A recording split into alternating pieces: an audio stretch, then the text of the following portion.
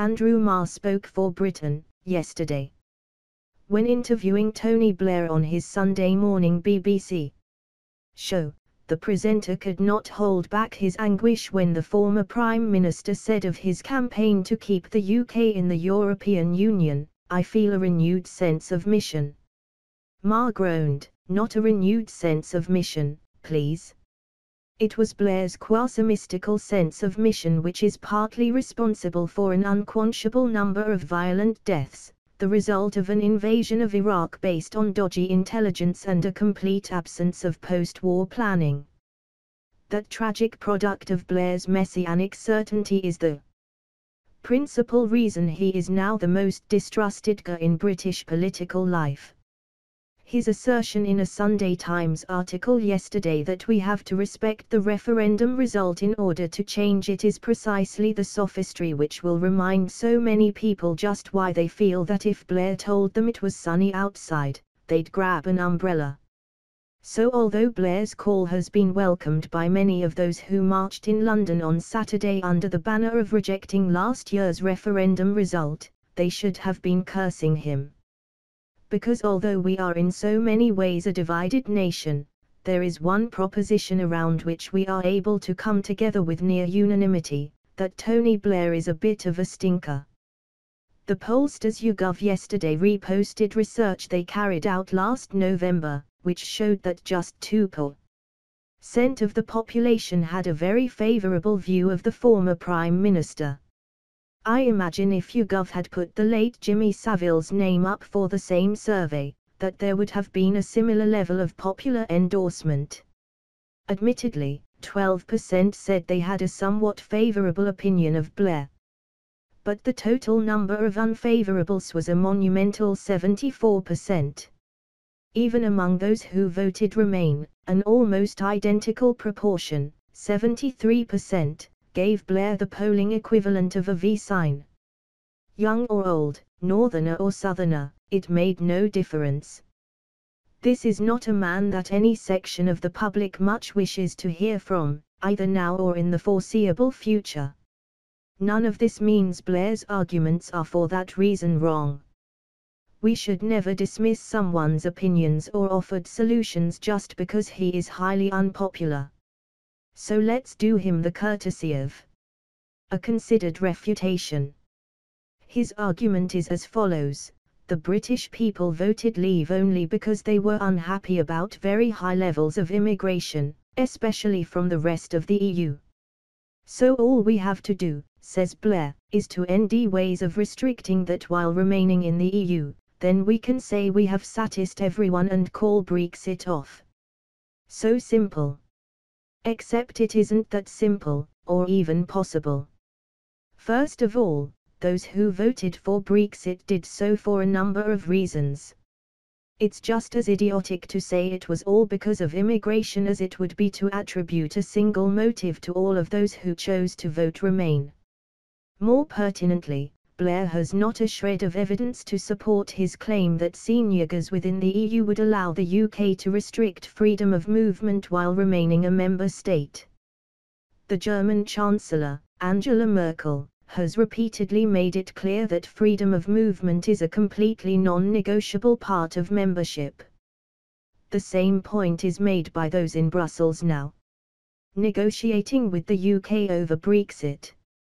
It is EU theology, fundamental doctrine. It explains why David Cameron as PM got absolutely nowhere with this ahead of the referendum. He promised the country, "I will go to Brussels, I will not take no for an answer, and when it comes to freedom of movement, I will get what Britain needs."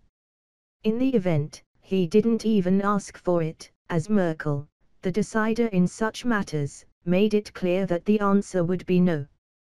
There is not the slightest indication that the German leader, who seems sure to retain her post after the forthcoming general election, has changed her mind. And in the highly unlikely circumstance that she did, Tony Blair would not be the person she'd tell RST, or at all. Undaunted, Blair's very own think tank, the modestly named Institute for Global Change, yesterday published a paper designed to add substance to its owner's claim that we could control migration from the EU while remaining inside. We could, it said, seek to impose new, discriminatory, relative to EU nationals, terms and conditions for EU nationals taking up residence in the UK, enabling businesses and universities to give preference to UK citizens over EU nationals, for example, with respect to the charging of tuition fees. Well, with respect to the Institute for Global Change, this is, to use a technical term, garbage. The Treaty on the Functioning of the European Union prohibits discrimination on grounds of nationality. This means it would be absolutely illegal to charge, say, a German, more than a British student for tuition fees at a UK university.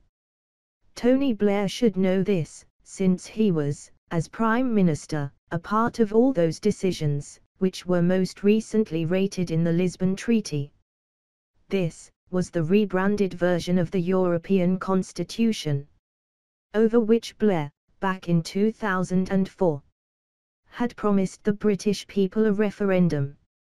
He broke that promise.